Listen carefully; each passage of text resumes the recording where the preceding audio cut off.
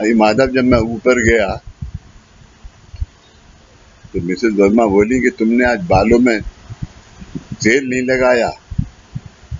तो मैंने कहा कि राम ने लगाया ही नहीं मेरे को। और मैंने क्या किया, अगर इत्तेफाक की बात यह है कि तुम अगर बाथरूम में होती मेरे साथ तो तुम लगा देती। तो बहुत हंसी और उन्होंने मुझे कहा कि तो तुम जाओ नीचे।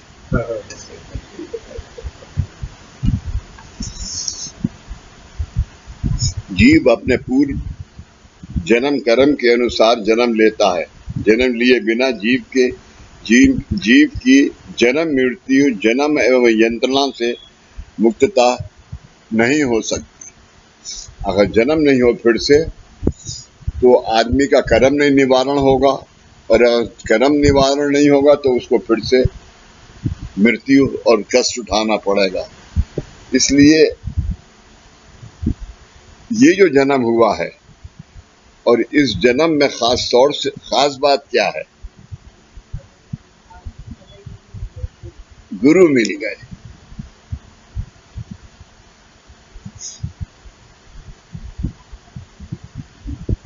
मैंने मैंने एक ये जो यहाँ पर जो दादा की स्वामी बर्थडे के ऊपर जो किताब लिखी, उसमें मैंने जो कैलेंडर वो बनाया पीछे जो रखा है, उस पे मैंने एक पद लिखा है, और वो पद ये है, ये धूप की छतरी है या बारिश की? धूप की है। उसमें मैंने एक पद लिखा है, गुरु बिन अन्य दैवत नाही, गुरु बिन अन्य दैवत नाही, और कल्पित देवा पूजू ना को, कल्पित देवा पूजू ना को। ये वो जन्म लिए बिना जीव की जन्म मृत्यु जन्म इस यंत्रणा से मुक्तता नहीं हो सकती। अभी आज बिरमानी, तुम वीरमानी हो गए तो अभी तुम जो चाहो करोगे। चुप चुप बैठो। कल्पित बाबूजी शरारती बच्चे को मॉनिटर बना दीजिए। शरारती बच्चे को ही मॉनिटर बना दीजिए। शरारती बच्चे को ही मॉनिटर बना दीजिए।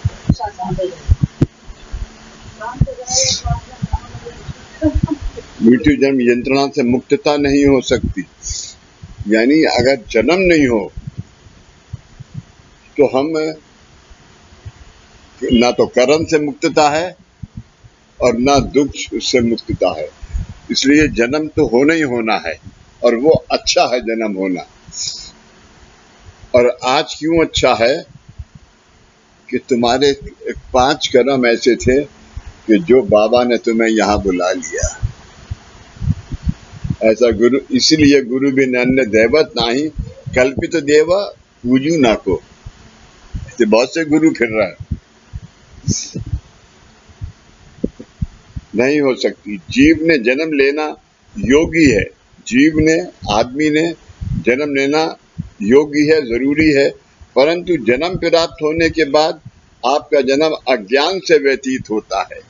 बस ये दुख है, आपका जन्म अज्ञान से होता है। अभी मिसाल के तौर पे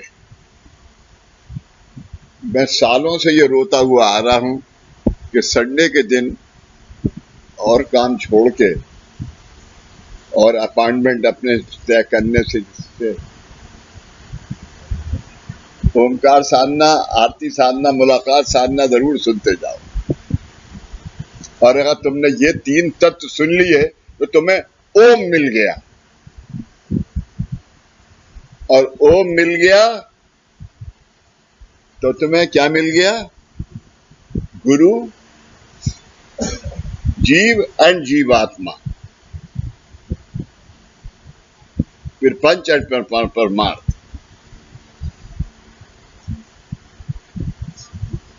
होने के बाद आपका जन्म अज्ञान से व्यतीत होता है। अज्ञान कैसा? आप ये सोचते हैं कि जीवन के लिए पोषक ऐसे सुख, शांति, संतोष की या अपेक्षाओं की प्राप्ति हो गई, मतलब आपका जन्म सार्थक हुआ। परंतु हम संत पुरुष इस प्रकार के जीवन को निरर्थक कहते हैं। हम संत पुरुष इस प्रकार के जीवन को निरर्थक कहते हैं। इसका क्या मतलब है? हम संत पुरुष, ये दादाजी ने हम सब के लिए ये शब्द इस्तेमाल किया है। हम सब संत पुरुष निरर्थक है, यानी इसलिए निरर्थक है अगर हम ये बात सिर्फ अपने लिए सोचें। आज ये जन्म हुआ और इस मार्ग में बाबा के हम शिष्य हुए, तो ये जन्म हमारा सार्थक हुआ, निरर्थक नहीं हुआ।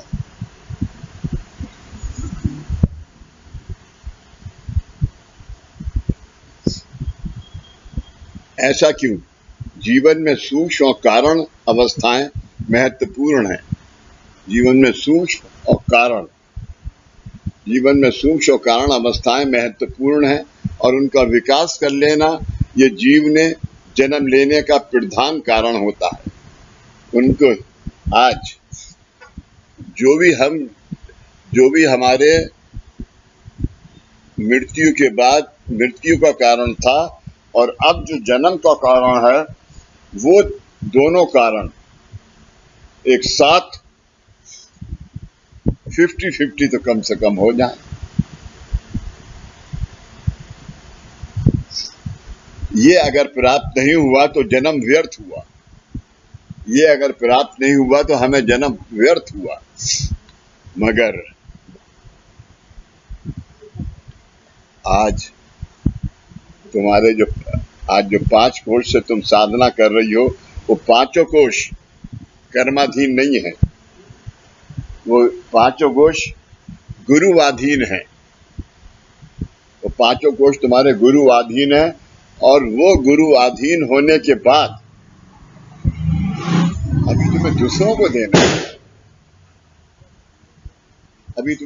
को देना है। और उसके लिए अगर तुम्हारे पास कुछ और ज्ञान नहीं है तो ये ऊजी तो है, जा तेरा भला होगा। दीदी इधर आना।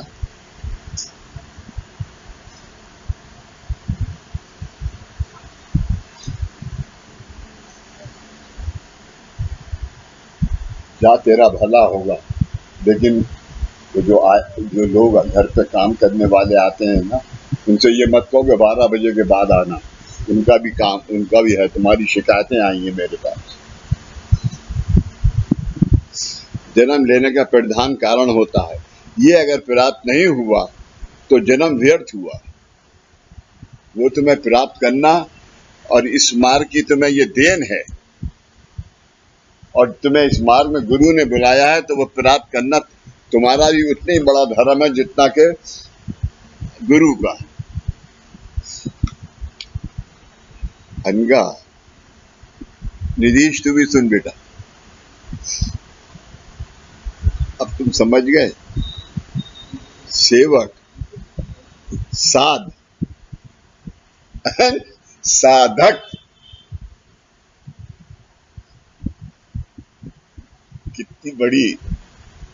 कितना बड़ा गणित है।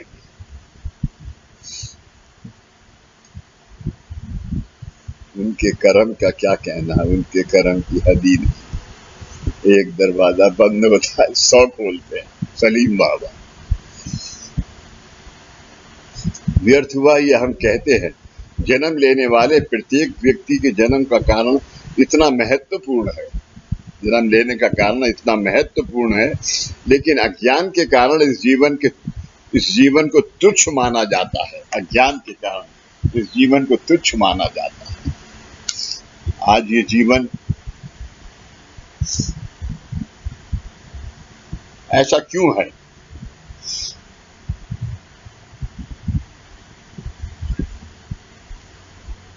क्या आपका ये जन्म नहीं होता आपको बाबा मिलते?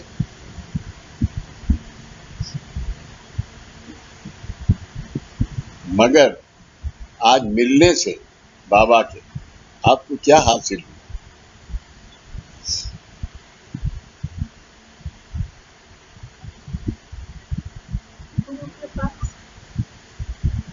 गुरु कृपा तो है। आपको हासिल ये हुआ कि आपका कर्मों का विमोचन हुआ, और विमोचन होने के बाद आपको क्या मिला? आपके 7 जन्म और 7 पीढ़ी का सुख आपको इसी जन्म में मिला। समझे बेटा, आपके जन्म से ये मिला।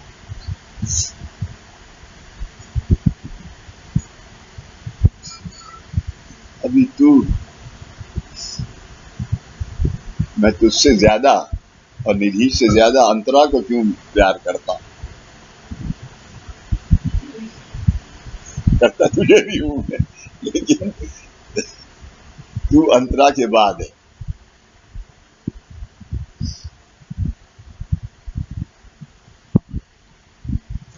क्योंकि ये तो अभी पहली पीढ़ी है ना, तो उसकी 7 पीढ़ी आने वाली है, उसके लिए प्यार तुझे दे।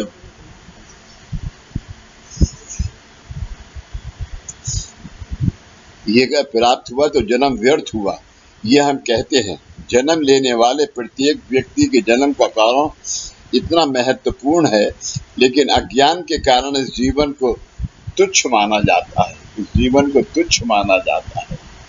अरे आज तुम इस दरबार में आए हो तो तुम्हारा जीवन तुच्छ नहीं है। अब ये सोचो कि तुम दूसरों को इससे कैसे लाभ दोगे, ये मत सोचो कि तुम्हारा लाभ कितना होगा।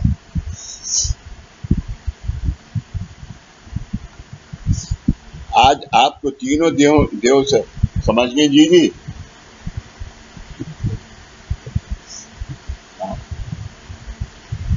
मेरे हाथ में दर्द है, ये मत रो मुझसे। मेरी बहन के हाथ में दर्द है, वो रो मुझसे। समझ गए? वंदना ने मुझसे ये कह दिया, वो मत कहो, बैठ जाओ।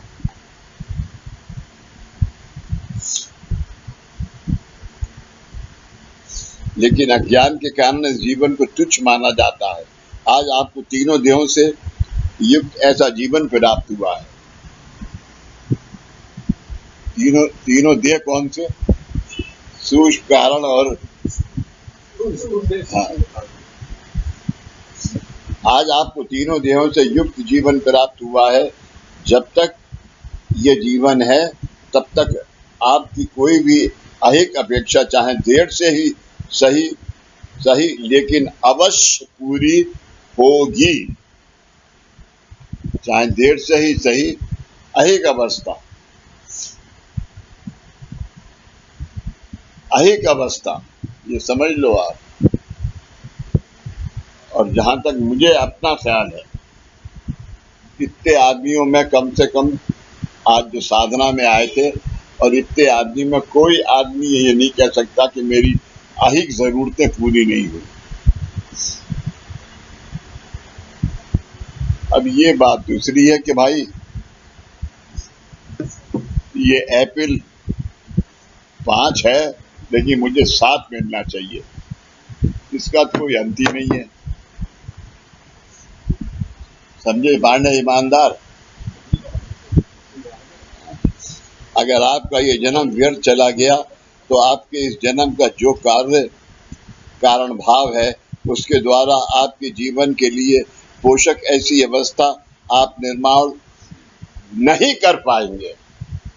ऐसी अवस्था आप निर्माण कभी नहीं कर पाएंगे, हर किसी जीवन में नहीं कर पाएंगे।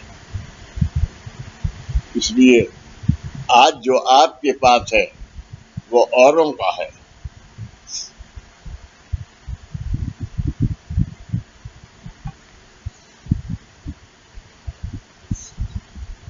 अगर इसका एहसास आपको मृत्यु के कुछ समय पहले हुआ तो आप उसके बारे में कुछ नहीं कर सकते, क्योंकि मृत्यु का बंधन किसी के अधीन नहीं है। तब तब इन अवस्थाओं की प्राप्ति आपको मृत्यु के बाद पुनश्च प्राप्त होने वाले किसी प्रकार के जन्म में करनी होगी, लेकिन जीवन धारण के गणित के अनुसार आपको अगला जन्म 360 साल के बाद होगा। ये बात जरूर है कि 360 साल, धरती के 360, 24 घंटे का एक दिन और एक रात, और ब्रह्मांड का 24 मिनट का एक दिन और रात। आपको अगला जन्म 360 सालों के बाद प्राप्त होगा। इसलिए आपको प्राप्त हुए जन्म का क्या मूल्य है, इसका ज्ञान हर पल हम आपको कराते हैं।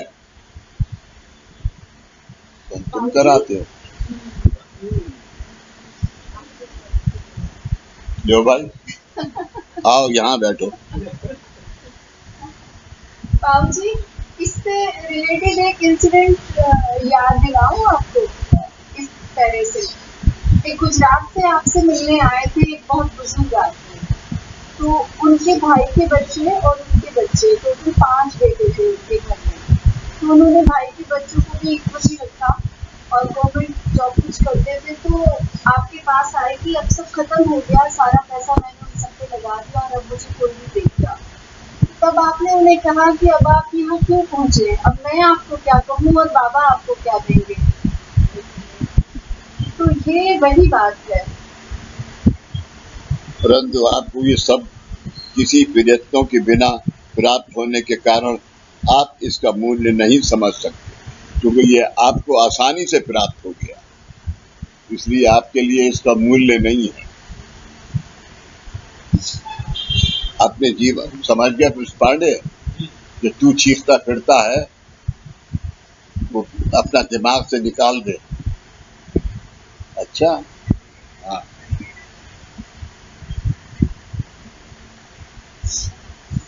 बेटी की शादी कर।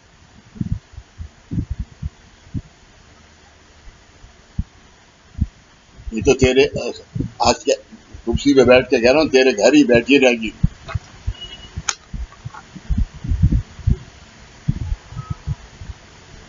तू कोई इतना बड़ा पंडित नहीं है, कानकुज विरामो जसोदा में पीटता फिरता।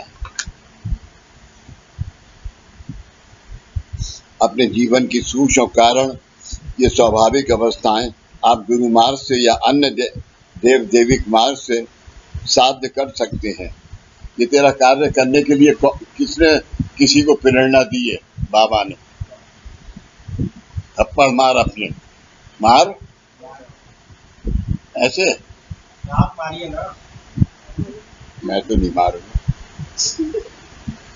मार्ग से साध्य कर सकते हैं, लेकिन वह साध्य कर लेना आप गौण समझते हैं।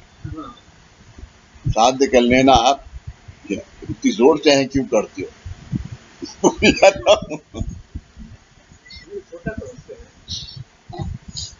आप इसको साध्य कर लेना, आप अन्य से धारण करके दूसरों को समझाना, ये आप वो मानते हो इंसल्ट।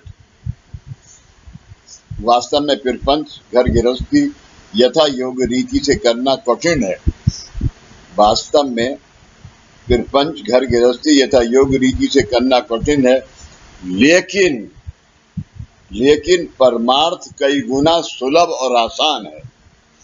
लेकिन परमार्थ कई गुना सुलभ और आसान है।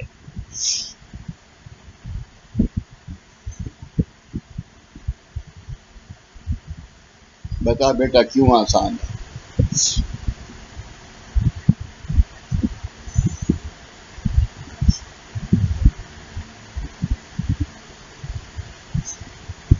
प्रेरणा एक लफ्ज है, तो प्रेरणा कौन देता है? परमार्थ गुरु, प्रेरणा गुरु देता है। तो अगर तुम गुरु के अधीन अपने आप को कर दो तो तुम गलती नहीं करोगे। लेकिन हम करते नहीं ना गुरु के अधीन।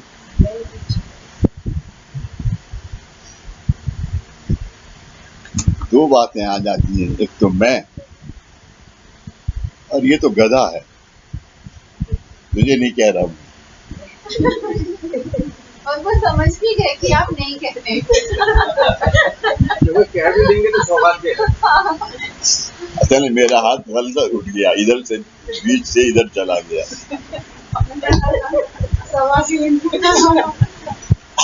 अगर आप परमार्थ की राह पर चलते हैं तब आप अपने खुद के जीवन का लाभ ले सकते हैं।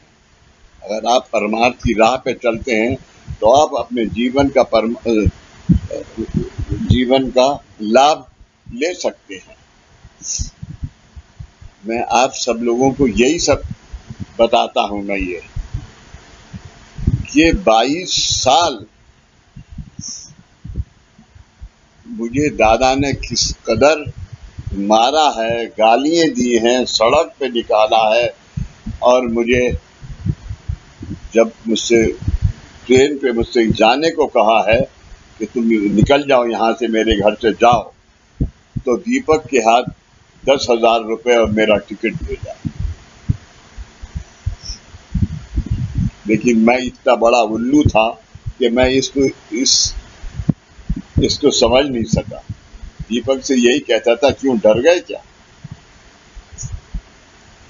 ये इंसान का ना समझी।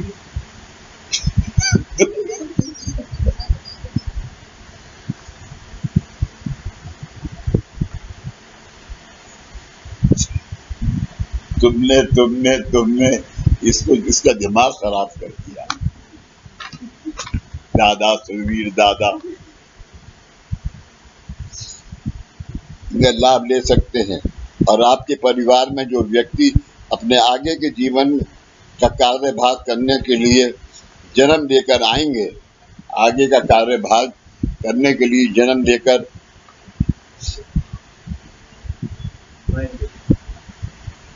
कार्यभाग करने के लिए जन्म लेकर आएंगे, उन्हें भी आप योग मार्गदर्शन एवं शिक्षा देकर सरलता से उनके जीवन का लाभ प्राप्त करवा सकते हैं। उनके जीवन से लाभ ले सकते हैं, नहीं, उनके जीवन का लाभ करवा सकते हैं। ऐसा ये परमार्थ छोड़कर आप कठिन से कठिन प्रपंच ठीक ठाक करने का प्रयत्न करते रहते हैं, प्रपंच, फैमिली लाइफ, लेकिन वो अगर परमार्थ छोड़ दिया तो आप नहीं कर सकते।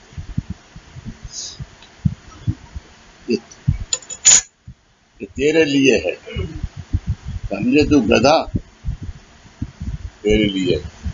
आज ये तेरे नाम से शुरू हुआ तो आज तुझे मैं यहाँ से निकाल दूंगा, यही करते करते।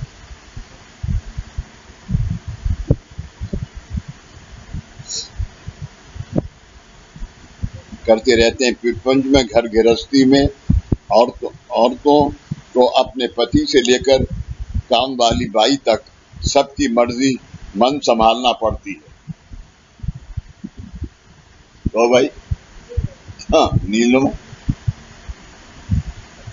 आप एक कमरा मांगने आई है, घर गृहस्थी में मुसीबत आ गई है।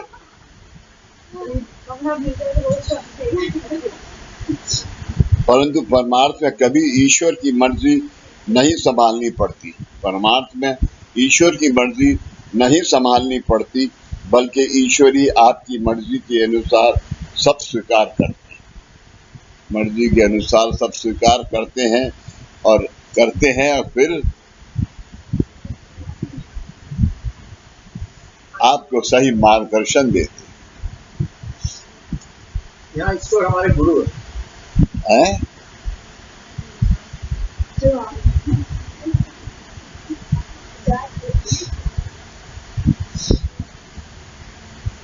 मैं बकता नहीं हूं, मगर बक के छोड़ देता हूं। देखिए, आप ईश्वर की पूजा एक दिन सुबह करते हैं और एक दिन दोपहर में करते हैं, लेकिन ईश्वर कभी आप पर क्रोधित नहीं होते। ईश्वर आप पर कभी क्रोधित नहीं होते।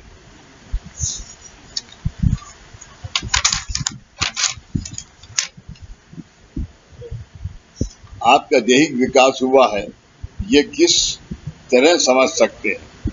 आपका दैहिक विकास हुआ है, ये किस तरह समझ सकते हैं? दैनंदिन जीवन में आपका आचरण कैसा होता है?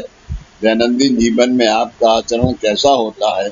आप कुछ सुनते हैं और तुरंत आपकी उस प्रकार से अवस्थाएं होने लगती हैं। आप ऐसा दिखावा करने लगते हैं कि उपासना मार्ग के अनुभव, फिर चीति, आत्मविश्वास और सिद्धता, इन सब अनुभवों से सिद्ध हुए व्यक्ति, ये यानी वंदनीय दादाजी से आपको अधिक कुछ प्राप्त हुआ है। आपको दादाजी को कम प्राप्त है, आपको ज्यादा प्राप्त हुआ, आपको ज्यादा प्राप्त हुआ।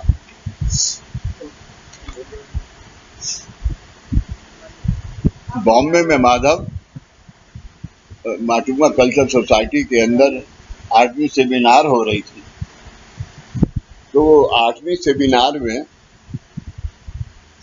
एक आदमी पंढरपुर से आके मिलना चाहते थे दादा से, तो लेकिन वो उनकी जो बस थी वो लेट हो गई। तो वो आए, जब तक दादाजी तैयार होके नीचे उतर गए थे गाड़ी में बैठने के लिए। तो वो जैसी गेट में घुसे तो राम बाबू के यहाँ ठहरते थे दादाजी दादर में। तो जैसे ही वो घुसे तो वो आदमी वहां पर खड़ा, आदमी आके उनने गाड़ी रोक ली। उनका ये बताइए दादाजी कौन है? तो दादाजी उतर के खड़े हो गए कि मैं हूँ दादाजी।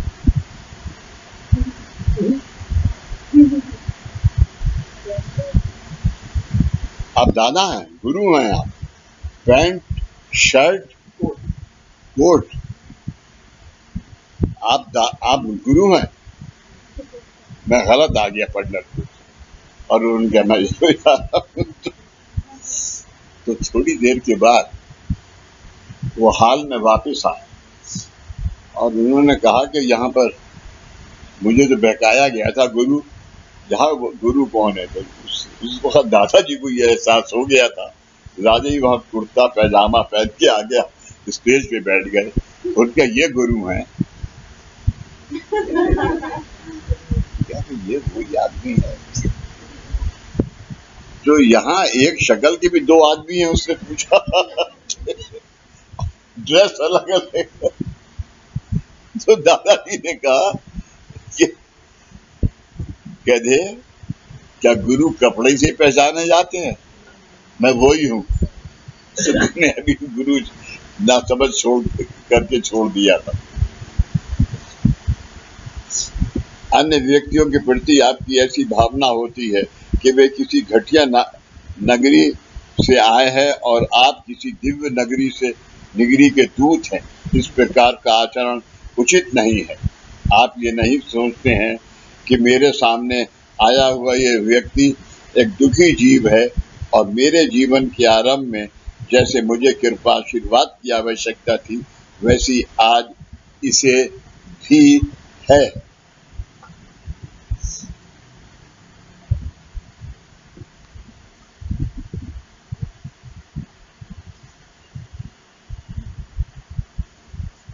हाँ, कैसी तबीयत है? हाँ, नहीं बिल्कुल ठीक है। हुआ कुछ नहीं हुआ है तुम्हें? अच्छा,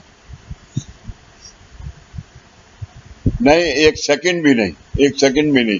अभी जब घर पहुंच जाओ तो जाके वहां पर मुंह धो और अपने कपड़े बदलो। हाँ, और ऊदी देके सो जाओ।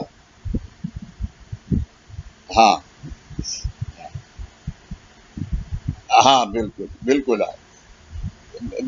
कुछ नहीं हुआ है तुम्हें।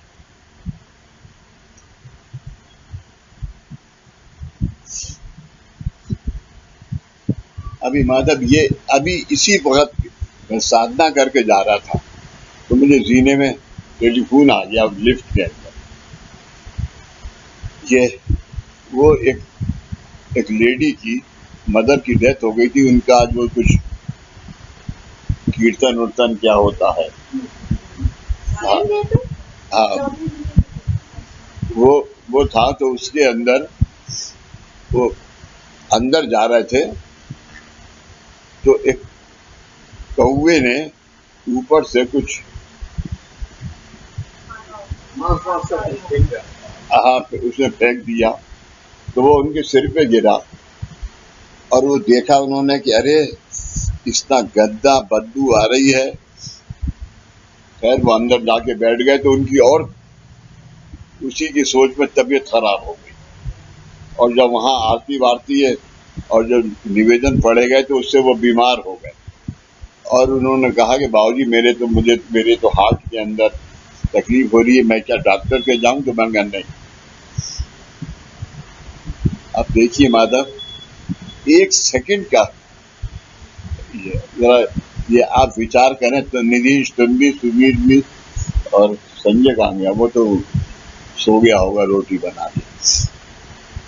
तो माधव मैंने क्या कि तुम्हारे पास ऊदी है तो मैंने रखने को दीजिए, पढ़ते उनका नहीं है तो मैंने कहा एक काम करो, एक कप में पानी ले लो और अपनी सीधी राइट हैंड की उंगली डाल के फर्स्ट फिंगर और उसमें 5 नामज पढ़ करके पी लो और 10 मिनट के लिए लेट जाओ। तो मैं जब से आया हूँ लिफ्ट से यहाँ इतनी देर हुई है जब मैं ठीक।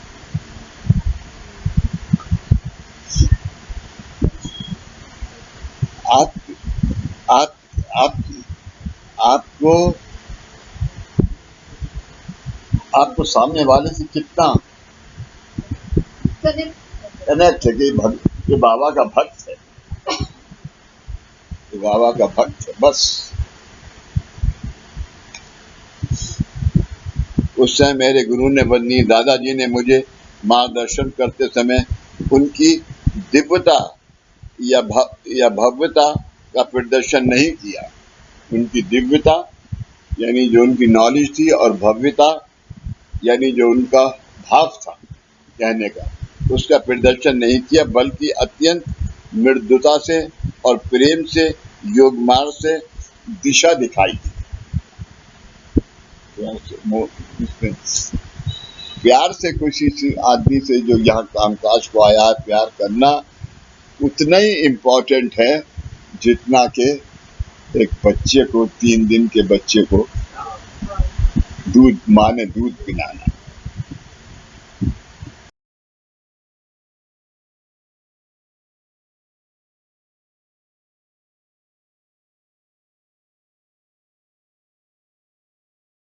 आपके लिए 100% संभव नहीं होगा, लेकिन कम से कम 10% करने के प्रयत्न तो आपने करने चाहिए, क्योंकि उतनी सद्भावना निर्माण होना मुश्किल नहीं है। आप अगर किसी व्यक्ति से कहते हैं तुम्हारा विमोचन करना आवश्यक है, तुम्हारा विमोचन करना आवश्यक है, वैसे कह दिया विमोचन करना, अरे भाई क्या करोगे? पूछो तो कि तूने यहाँ देवी के जाके मन्नत मांगी थी या तूने कुछ किया था, किस बात की विवेचना करोगे? तुम्हारा विमोचन करना आवश्यक है, परंतु अभी तक आपको ही विमोचन का अर्थ नहीं समझ में आया, तो आप क्या विमोचन करोगे? तो वह व्यक्ति विमोचन का अर्थ कैसे समझ पाएगा? इस तरह से बड़े वाद के प्रचार आपने गुरु मार्ग की रुकावटें हैं, सरकार आपके गुरु मार्ग में रुकावटें हैं। आप इस गुरु मार्ग के मार्गी होने से पहले ही मैंने योग आचार और विचारों से ज्ञान कर्म धर्म इस त्रिपुटी का तीनों का विचार करके गुरु मार्ग का आरंभ किया है। दादाजी का फरमान है, मैंने इस मार्ग का किस का मैंने योग आचार, सबसे इंपॉर्टेंट पहले आचार, इससे यानी वैसे जनरल क्या है? आचार उच्चार विचार, आचार विचार उच्चार। आचार का विचार करो फिर उच्चार करो।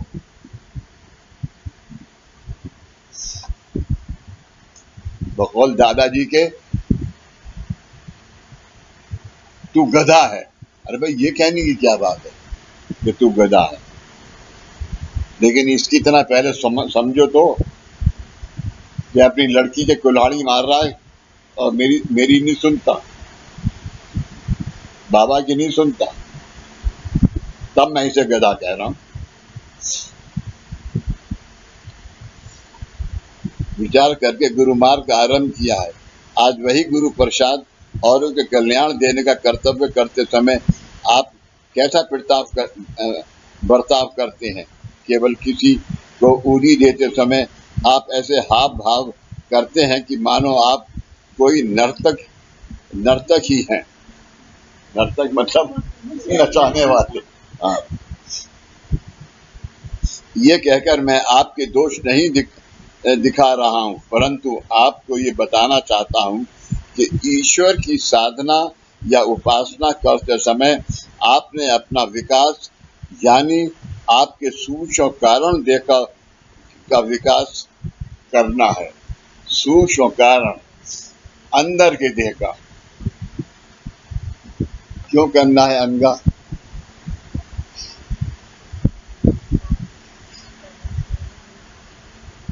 क्योंकि सबसे पहले दादा ने तुम्हें कौन सी दीक्षा दी है? अनुग्रह दीक्षा। कहाँ दी है? कहाँ दी है? नाभि में।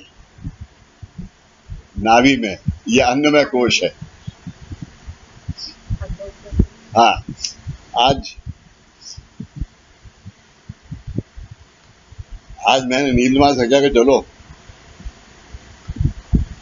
तुम्हें मैं खाना खिलाऊंगा रेस्टोरेंट। अब लौट के आया, बीवी ने क्या कि तुम नीलिमा को क्यों खाना खिलाने ले गए? अरे क्या बताऊं, सब हो गई मेरे कि मैं ये कर दूंगा, ये करो, तो मैंने खाना खिला दिया जाके उससे। अब समझे ना, और 2 गालियां भी दे दी उसे। इसे तो मैं वैसे भी नहीं देता, लेकिन हाँ ये गधा होता तो इसे देता। आप तुझे मैं इतना बेइज्जत करूंगा कि कुछ हद नहीं होने देना। यह आपकी प्रथम जिम्मेदारी है। आपके सूक्ष्म कारण देह के विकास के लिए आपको निराकरण के रूप में साधना सूचित की जाती है। सूक्ष्म कारण देह के लिए सूचना की जाती है। उस साधना द्वारा आपने सूक्ष्म कारण दे ये महत्वपूर्ण अवस्थाएं इस जीवन में प्राप्त करनी है। आज तुमने क्या किया? आज तुमने सूक्ष्म कारण देखो नहीं, तुमने डेवलप किया।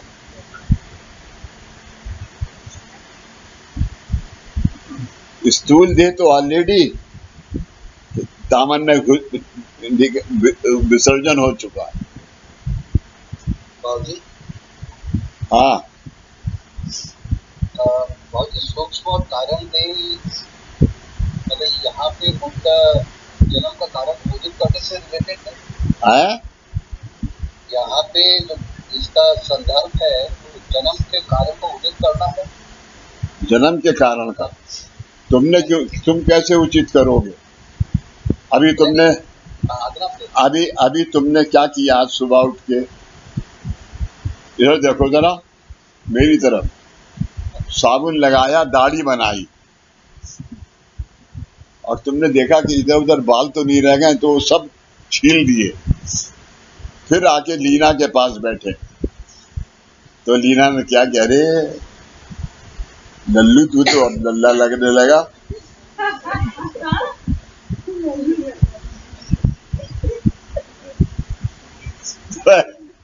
ऐसा है भाई।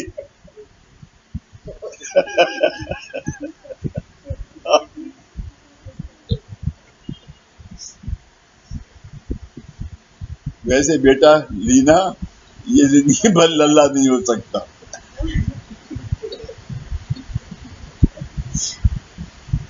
प्राप्त करनी है, परंतु आपका स्थूल देह उस साधना से एक रूप नहीं हो पाता।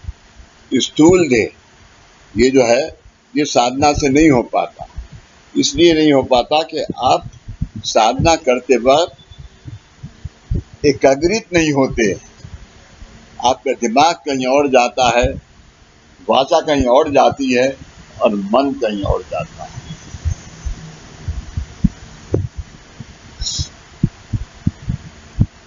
इसके लिए ही ये न्यास उसी के लिए एक रूप नहीं हो पाता। साधना के लिए सद्भावना निर्माण नहीं कर पाता। आपको दी गई साधना से आप एकाग्र नहीं हो पाते, फिर भी आपको कुछ दिव्य प्राप्त हुआ है और उसका अनुभव आप आसपास के भक्तों को हो, ये विचार करके उस तरह से आचरण करने का प्रयत्न करते हैं। यानी आप मेरी तारीफ करें कि बाबूजी ने आज साधना कराई, माधव जी रोज कराते हैं, नहीं अच्छी होती, आज बाबूजी ने कराई तो आज जैसे कि गुलाब जामुन मिल गई। ये आपके स्थूल देह द्वारा होने वाला अनुचित आचरण है। अनुचित होने वाला अनुचित आचरण है आपके देह से, आपकी जबान से। सूक्ष्म कारण अवस्था की प्राप्ति करने के लिए आपको स्थूल देह की शरीर आवश्यकता है। स्थूल देह इसको वो करना, सबसे इसको कंट्रोल करना, आप इसके अधीन मत हो, ये आपके अधीन हो।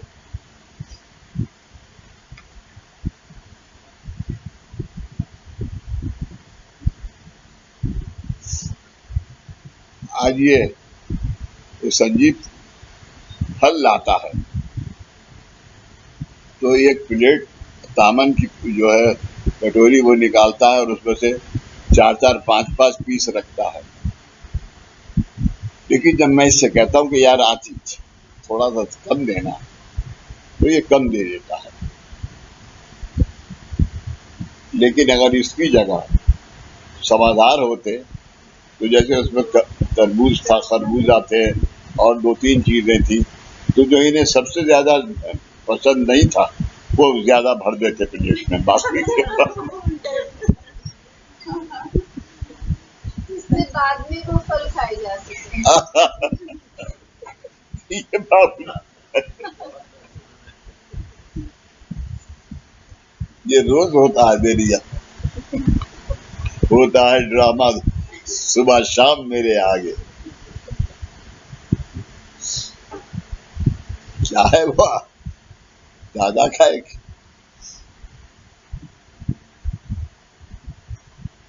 होता है ड्रामा, सर्कस वाला था, सर्कस वाला तमाशा। जेमिनी सर्कस के बारे में कुछ कहा। जेमिनी सर्कस के बारे में दादा जी ने कुछ कहा। हाँ, एक दफा दादा कहीं बाहर से आए तो देखा कि, बिल्कुल सही बताया तुमने, तो देखा कि वहनी और मिसेस लक्ष्मण राव ये सब मैंने तैयार हुए दरवाजे पे खड़े हुए। तो वहनी से उस दादा ने पूछा कार से उतरते ही कि तुम तो बगैर मेरी आज्ञा के कहीं जाती नहीं हो, आज क्या जा रही हो? तो उन्होंने कहा कि इन सब ने मेरे सिर हो गए कि चलो यहाँ जेमिनी सर्कस लगा हुआ है, वो देख लो चलो। उनके अच्छा कितने का टिकट था? तो उनके साथ 20-20 रुपए का एक टिकट था या उसमें वो कर लिया है।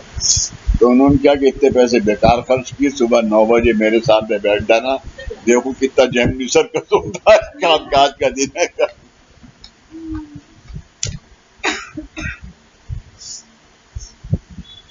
वह आपने शुद्ध करना एवं रखना जरूरी है। आप हर रोज जिस बर्तन में दूध लेते हैं वे बर्तन साफ करते हैं नहीं तो उसमें लिया हुआ दूध फट जाएगा। इसी तरह आपने अपना स्थूल देह मतलब शरीर साफ शुद्ध करना एवं रखना आवश्यक है।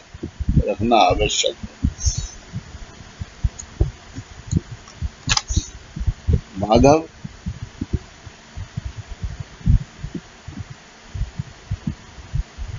मैं आज भी दोनों वक्त नहाता और झाड़ू भर दोनों वक्त नहाता। ऐसा क्यों करता? नहीं, क्योंकि या तो यहाँ या इससे रोजाना मैं 24 घंटे में कामकाज करता हूँ टेलीफोन से। तो कोई ना कोई कामकाज ऐसा है कि जो मेरे अंदर धारण हो जाता है और वो मुझे तकलीफ देता है। तो मुझे या तो नींद नहीं आएगी या मेरे पेट में दर्द होगा या कुछ और होगा या कुछ और होगा। तो मैं उसके लिए सुबह और शाम नहा के कपड़े बदलता हूँ और अपने कपड़े खुद पानी से धो के रख देता हूँ, तब सुबह को मशीन में जाते, ताकि घर वालों को ही तकलीफ।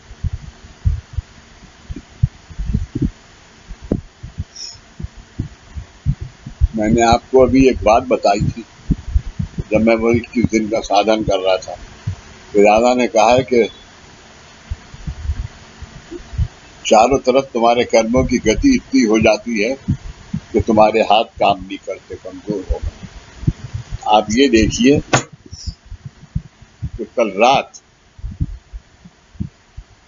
मैं कुछ मिसेस वर्मा की थोड़ी सी तबीयत ठीक नहीं थी, तो मैं कुछ करने गया। वहां से जब मैं उठा हूँ तो मेरे हाथ में किसी कीड़े ने काट लिया, इतना सूझ गया।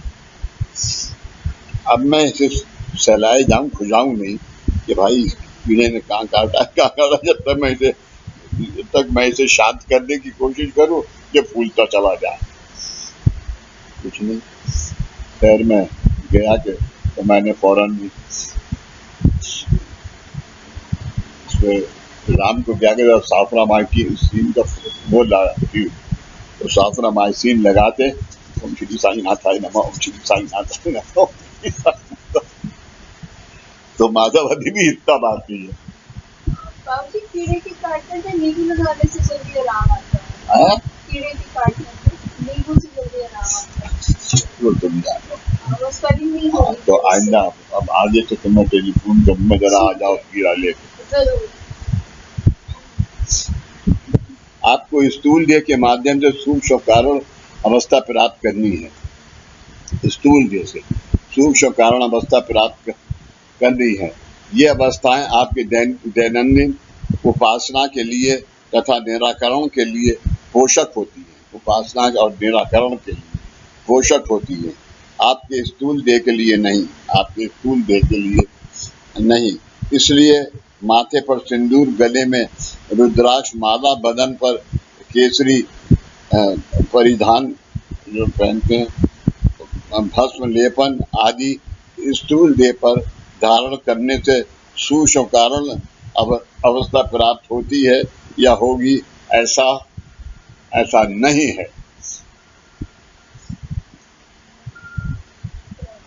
अंजू क्या हुआ? अच्छा फोन है, अच्छा प्लीज। नहीं, ये सब स्थूल देह के ऊपर से दिखने वाले सिर्फ औपचार है। स्थूल देह से दिखने वाले औपचार है। स्थूल देह का कार्य करने का माध्यम, स्थूल देह पे कार्य करने का माध्यम क्या है? बुद्धि। सूक्ष्म देह का कार्य करने का माध्यम क्या है? मन, यानी माध्यम यानी मन। और कारण देह का कार्य करने का माध्यम क्या है? चित्त।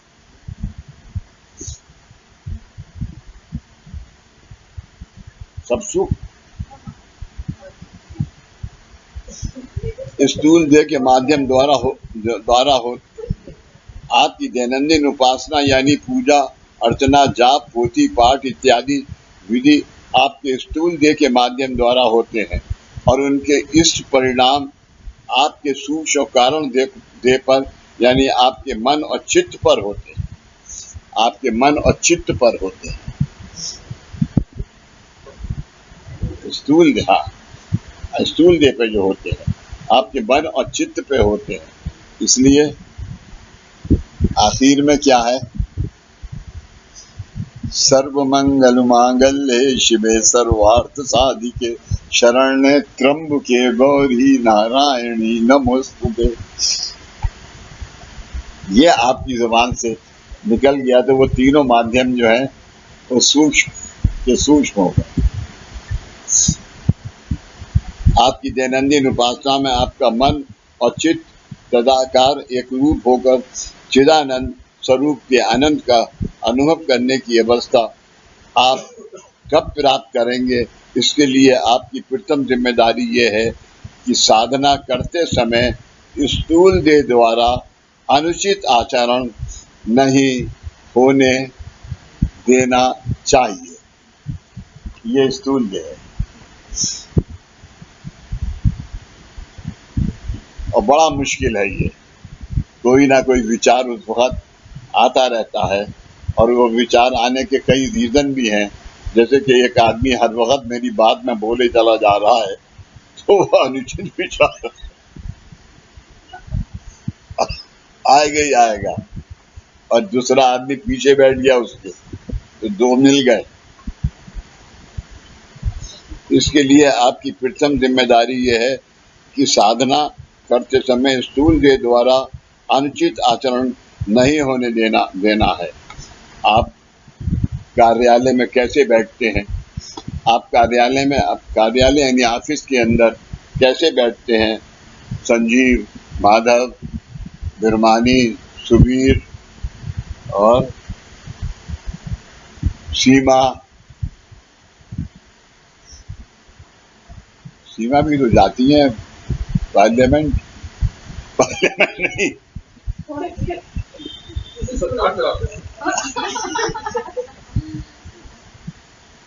अज्जू तुम भी जाती हो ना। और आपने टेबल पर बैठकर घंटी बजाई तो आपके कमरे का दरवाजा खोलकर अंदर आने वाला चपरासी क्या सोचेगा, उसे ये दृश्य विचित्र लगेगा। इसी तरह आपके स्थूल देह द्वारा होने वाले अनुचित आचरण के बारे में है। गुरु कृपा आशीर्वाद से आज तक मैं भी वंदनीय दादाजी, गुरु कृपा आशीर्वाद से मैं भी वंदनीय दादाजी इस साधना मार्ग में हूँ और इसमें ऐसी कोई विचित्र अवस्थाएं मेरी कभी नहीं हुई। गुरु मार्ग में प्रारंभिक अवस्था में ही आपकी देहिक अवस्था इस तरह विपरीत होती है तो आप मुझसे महानी हुए।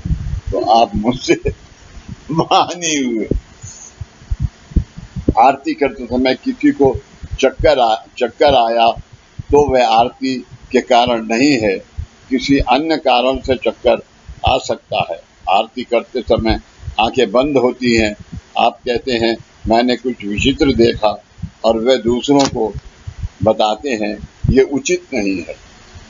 उसमें कोई विचित्र है ही नहीं। आपके सामने उस समय तो कोई त्रिगुणात्मक शक्ति होगी, दूसरों को बताते हैं ये उचित नहीं है।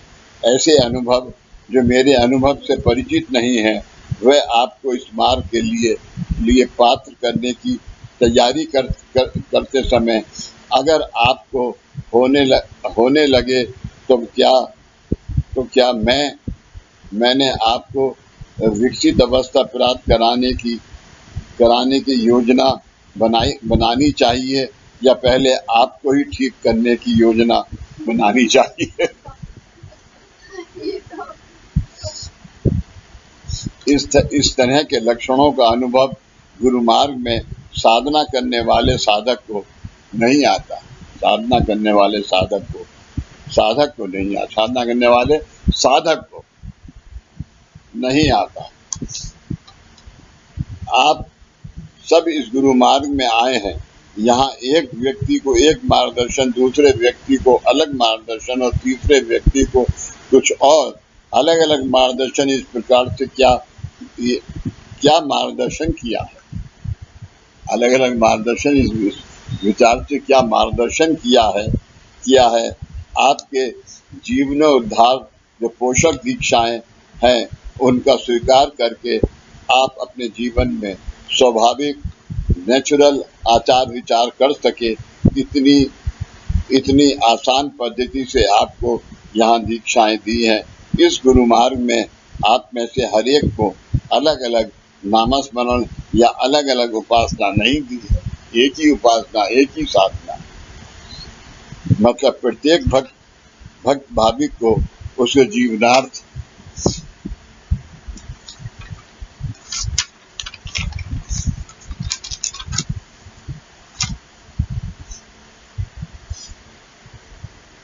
हो जाएगा। आज 12:30 बजे वाले नहीं है। योगेश गिरोवर था तथा इष्ट विकासार्थ किया गया मार्गदर्शन एक ही स्तर पर है, यानी एक ही है। इसलिए गुरु कृपा आशीर्वाद का लाभ जो एक गुरु भक्त को होगा वही सबको होगा, परंतु उसमें होने वाले अनुभव प्रत्येक व्यक्ति की अपनी अपनी साधना की एकाग्रता पर निर्भर होते हैं। प्रत्येक भक्त की साधना पर तुम्हारा कितना विचार उसके साथ मूल विचार है। साधना करते वक्त तुम कितने हाँ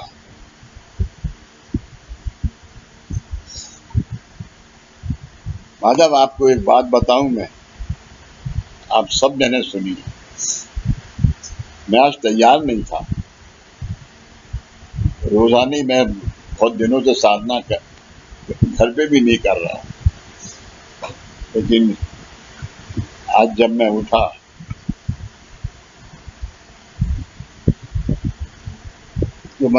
तो मैं ओमकार से उठा, तो मैंने कहा मैं आज साधना में जाऊंगा। तो मैं इसलिए आज साधना में आया, और आने के बाद मैंने क्या किया, मैंने सबको आज जो दीपक दादा जिस तरीके से साधना कराते थे, आज मैंने उस तरीके से साधना करा। प्रत्येक व्यक्ति की अपनी अपनी साधना की एकाग्रता पर निर्भर होते हैं। गुरु मार्ग में आपको नहीं, मैं अब माधव मैं अगले संडे से मैं साधना में आऊंगा। ये हो सकता है 10-5 मिनट लेट हो जाऊं, पेट में दर्द हो गया, उठने में तो थोड़ी देर हो गई।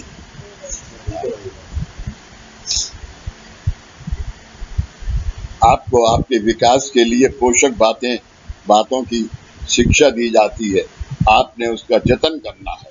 पोषक दी जाती है, आपको उसका जतन करना है।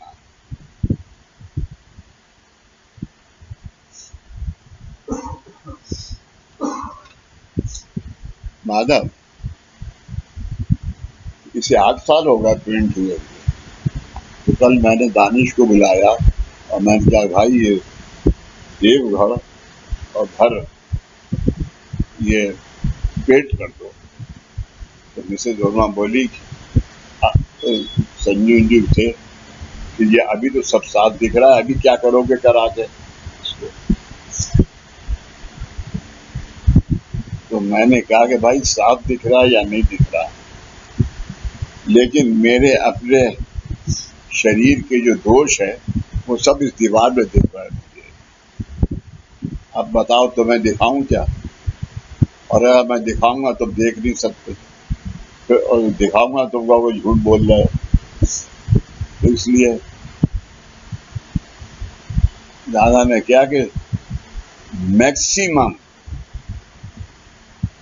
देवघर का तो 6 साल के अंदर करा दो, क्योंकि जो काम काज होता है जहाँ देवघर है, पेंटिंग, यानी इसको थोड़ा सा छिलवा दो, रजवा दो और सिर्फ वाइट वॉश करा दो, बस और कुछ नहीं चाहिए।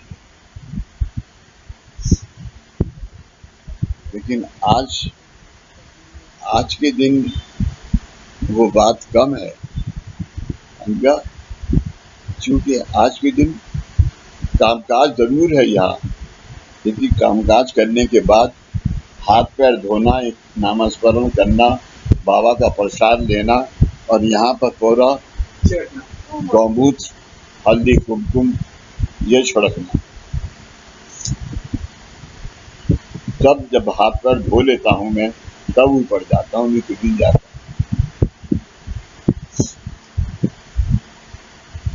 लेकिन आप खुद को कुछ विशेष प्राप्त हुआ है ये दिखाते हैं। आरती करते समय बाबा की तस्वीर हिल रही है ये कहकर आप अन्य भक्तों की आरती की एकाग्रता में बाधा डालते हैं। समझ गया? एक आदमी है अपनी यहाँ ऐसा। हाँ बाबा दीचे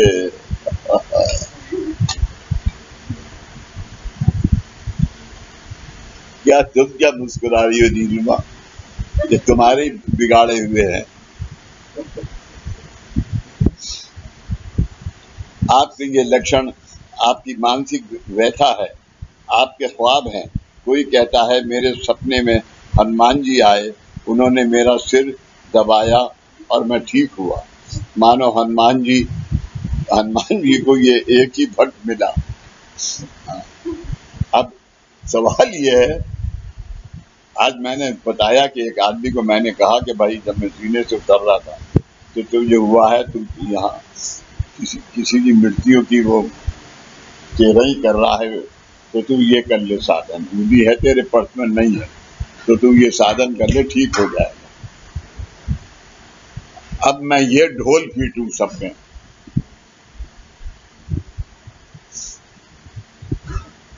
समझिए पांडे साहब? ईमानदार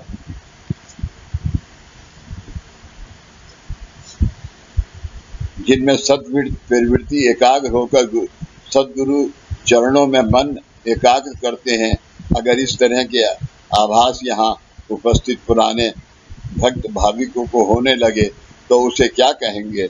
इस तरह के आभास यह कोई देव देविक अनुभव नहीं है, बल्कि भक्तों की मानसिक व्यथा है। इसलिए ऐसे भक्तों को मनोरोग चिकित्सक के पास ही भेजना पड़ेगा।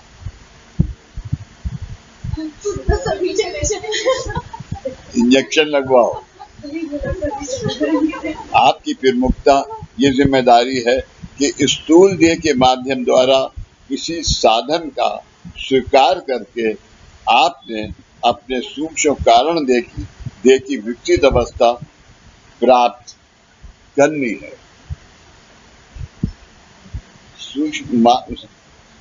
आपने अपने कारण देह की विकसित अवस्था, कारण देह नीचे वाले देह के तीसरे देह के बाद वो प्राप्त करनी है। ईश्वर जो भी सीख देते हैं वह सुलभ मार्ग से देते हैं। वे अपने भक्तों से विचित्र कल्पनाओं की अपेक्षा नहीं करते, विचित्र कल्पनाओं की अपेक्षा नहीं करते। ऐसे विचित्र कल्पनाएं अविकसित मन के खेल है, अविकसित मन के खेल है, जो विकसित नहीं है दिखाने के लिए। हाँ, जिस व्यक्ति के जीवन में मनोमय कोश का विकास नहीं हुआ, जिस जीवन के व्यक्ति में मनोमय कोश का विकास नहीं हुआ, वह काल्पनिक विचार निर्माण करता रहता है, काल्पनिक विकास करता रहता है। स्थूल देह अन्न में प्राण में, स्थूल देह जो है वो अन्न में और प्राण में, सूक्ष्म देह मनो में, कारण देह विज्ञान में और आनंद में। अभी आपको ये पढ़ने का कितना आनंद आ रहा है, ये किसका काम है? कारण देह का। ऊपर बताए अनुसार आपका मनोमय कोश आपके सूक्ष्म देह से संबंधित है। ऊपर बताए हुए अनुसार आपका मनोमय कोश आपके सूक्ष्म देह से संबंधित है। जब तक आपका मनोमय कोश अविकसित है तब तक अज्ञान के कारण अनजाने में आपसे ऐसा विचित्र कल्पनाओं का आचरण होता है। इसका यह अर्थ है कि आप वैसा आचरण जानबूझ कर नहीं करते, लेकिन आपने अपने खुद के बारे में ये निश्चित रूप से समझना है कि मुझे मनोमय कोश प्राप्त हुआ है, फिर भी इस जीवन में सुलभता से सुख शांति संतोष का अनुभव करने के लिए मेरा मनोमय कोश उतना पोषक तथा विकसित नहीं हुआ है। सबसे ज्यादा जरूरी है। इसका अर्थ समझ गए संजय?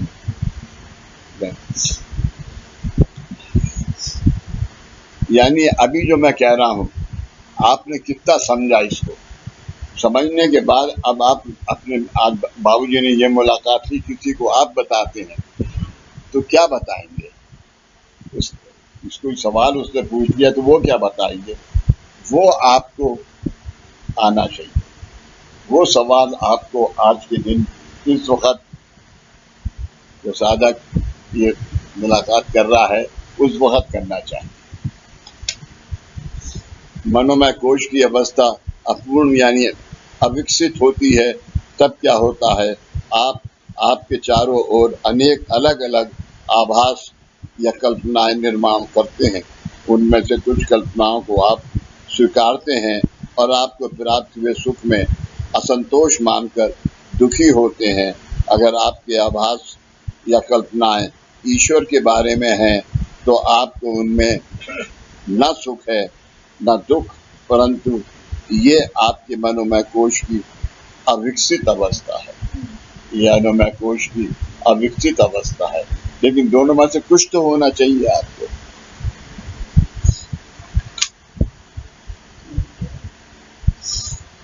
इसके आगे क्या है?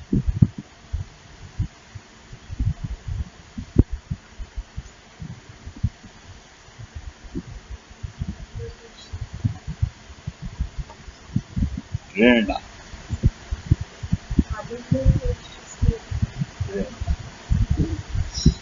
उन विचारों से काल्पनिक अवस्था निर्माण करने का कार्य आपका मनोमय कोश करता है। जीवन की नित्य जरूरतें मतलब सुख, शांति, संतोष और अन्य वस्त्र निवास प्राप्त करना आपका कर्तव्य है। आपके कर्म के अनुसार आपको अन्न वस्त्र निवास मतलब घर प्राप्त हुआ है, परंतु आप उसमें असंतुष्ट मानकर पड़ोस में रहने वाला व्यक्ति मुझसे अधिक सुखी है, ऐसी कल्पना करते हैं। ये दोष है करते हैं। अब ये वाकई एक कल्पना ही है, क्योंकि अगर इसके बारे में आपने उस व्यक्ति से पूछा तो आपको पता चलेगा कि वह सुखी नहीं है। आपको पता चलेगा कि वह सुखी नहीं है।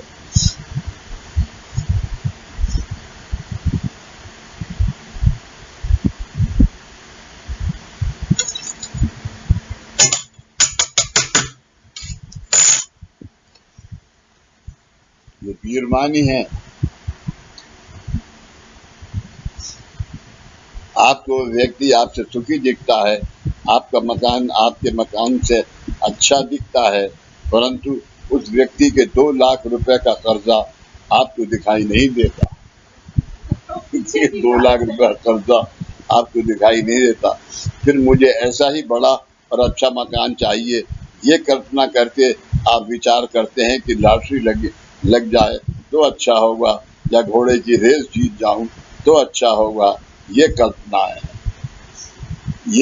है। आपका कर्म परद्वे समझ गया? तो कल्पना है जो तू करता है।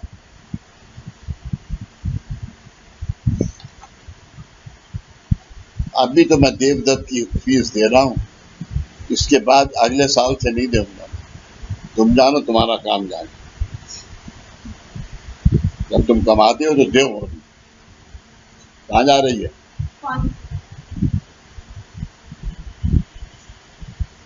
नतीजे भाग आपके ललाट स्थान पर माथे पर है, उसे आप घोड़े पर बिठाते हैं। वाह, क्या सुंदर कल्पना है ये, क्या सुंदर कल्पना है ये घोड़े पर वैसा ही एक जॉकी बिठाते हैं जो आपके लिए आपने बताए हुए नंबर पर दौड़ता है, और आप दूरबीन से उसकी पूंछ और आंखें देखते रहते हैं। देखते देखते आपका घोड़ा आता है और चला भी जाता है। कहाँ? असमल में। और पैसे न मिलने के कारण आप जाते हैं गड्ढे में। मतलब उस दिन आप उस दिन अपने नसीब को करना पूर्णता साकार करने के लिए आपने जिस घोड़े पर पैसे लगाए वह घोड़ा जाता है खुराक खाने के लिए उसके मालिक के घर, और आप जाते हैं खराटे झाड़ू की मार खाने के लिए अपने घर। ऐसे खर्चों करे अब तो।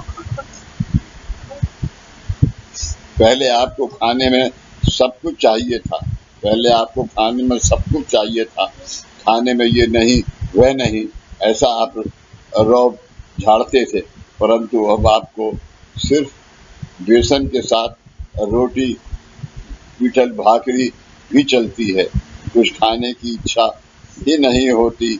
आपकी कैसे होगी? ये जो निष्कारण घटनाएं घटती हैं वह आपका ही दोष है, लेकिन आप उस दोष के लिए खुद को जिम्मेदार नहीं मानते। कम से कम अपना दोष कबूल करने की हिम्मत तो आप में होनी चाहिए, परंतु वह भी आप में नहीं। कबूल करने की हिम्मत, समझ गया? हाँ, सुबह उठ के रोज 7 थप्पड़ लगा कि मैंने ये अपने परिवार को दुख दिया है।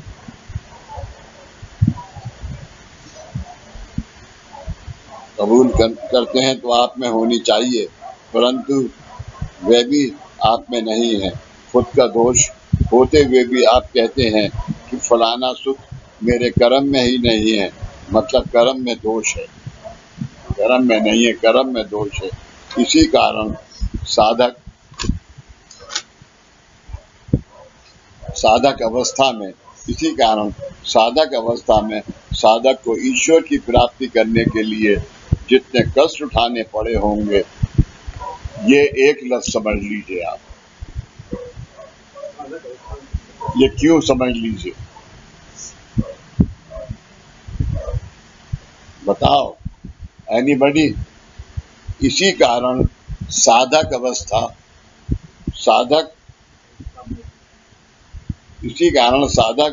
में साधक को ईश्वर की प्राप्ति करने के लिए जितने कष्ट उठाने पड़ेंगे,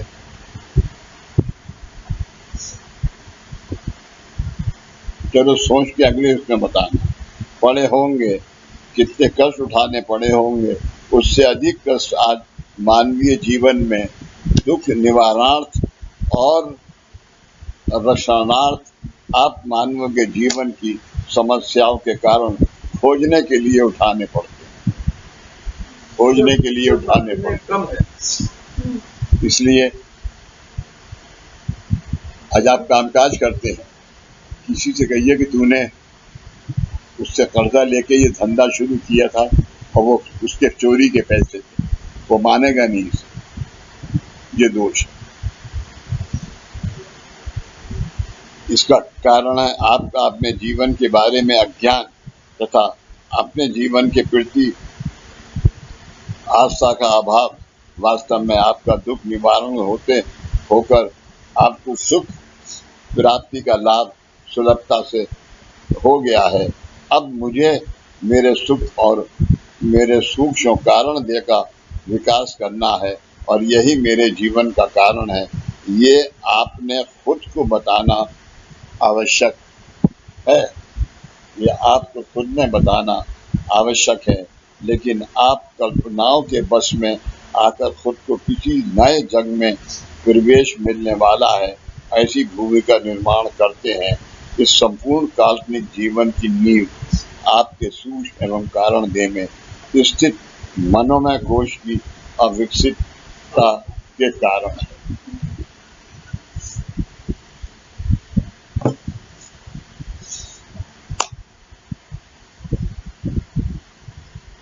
हाँ,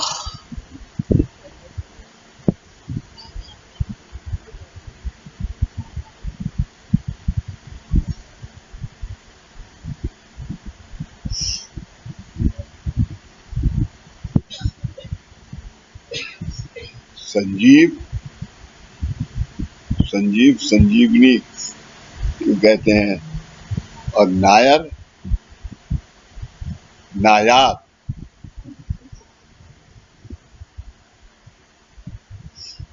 बताइए, पूछिए क्यों, आप क्यों उठे थे? अनगा तो यहाँ बैठी है। थक गया ना नीश? नहीं, तो ये क्या हो रहा है? ये क्या हो रहा है? थक गया भाई। उठ जा, उठ जा, थोड़ा वॉक कर, उठ, थोड़ा वॉक कर बेटा।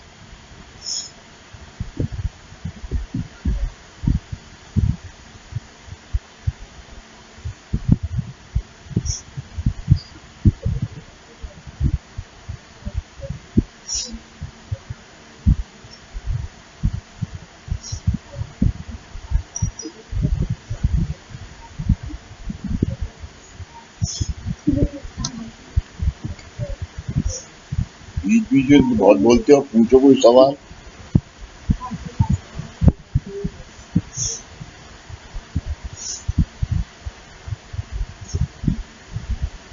आपको पता है इनकी बीवी का नाम क्या है?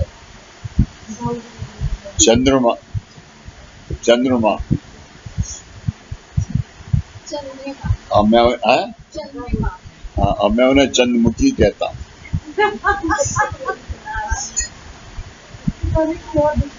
चंदा, चंदा। पहले आपने छोटा नाम दिया था चंदा, और आपने बड़ा नाम दे दिया चंद्रमुखी।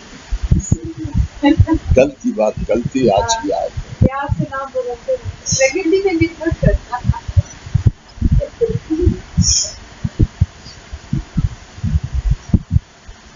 चलो, इसका मतलब है मैं समझता हूँ कि सब समझ गए मेरी बात।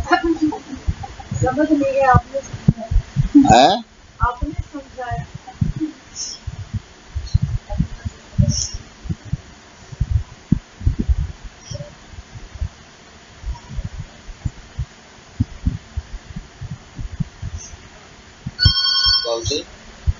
हाँ बोलो, तुम्हारी तो आवाज सुनने को बोले। बाबूजी, आपने अभी जो लास्ट की जो लाइन्स थी, हाँ, अब उसमें ये लिखा था कि जो जो भी ये निराकरण है, ये सारे निराकरण तो अब दादा ने सिर्फ करके कर दिए हैं, सेवक के लिए तो सरल है, क्योंकि जो भी तकलीफ थी वो दादा ने उठाई, और वो तुम्हें नहीं उठानी पड़ेगी। तो बाबूजी जो लास्ट लाइन है वो दादा ने बेसिकली दादा ने खुद के लिए बताया है कि कितनी तकलीफें उठा के लोगों का, ये सब भक्तों का या मानव का निराकरण दादा से, पर आने वाले सेवकों को या साधकों को इसकी जरूरत है। धीरज, अभी तुम आसन पे बैठ के और आने वाले भक्त तो तुम ये समझो, अरे ये तो इसकी बीवी तो बहुत खूबसूरत है, तो तुम्हें क्या मिलेगा? सुख या दुख? दुख मिलेगा ना, तो आइंदा ध्यान रखना इस बात।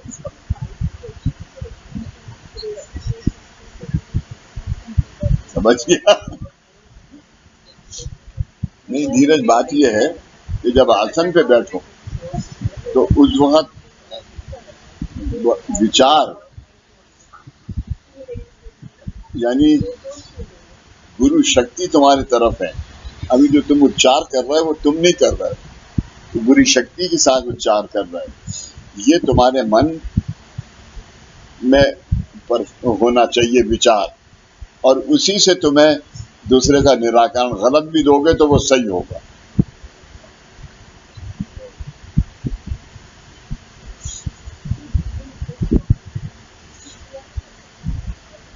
लेकिन फर्ज कर लो कि तुम अगर मेरी बेटी को भी गलत विचार बताओ तो वो गलती नहीं है, वो जानबूझ के करोगे तुम। हाँ, तब मैं तुम्हें थोड़ी छोड़ूंगा मैं।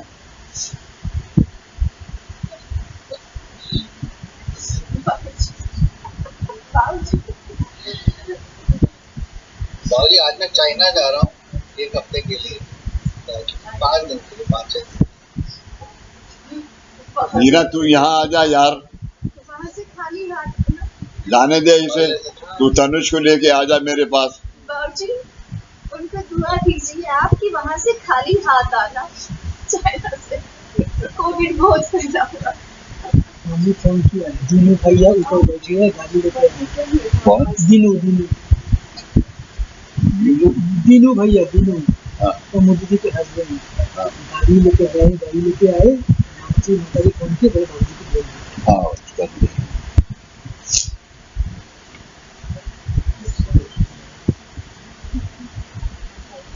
जरा संजय को बुला।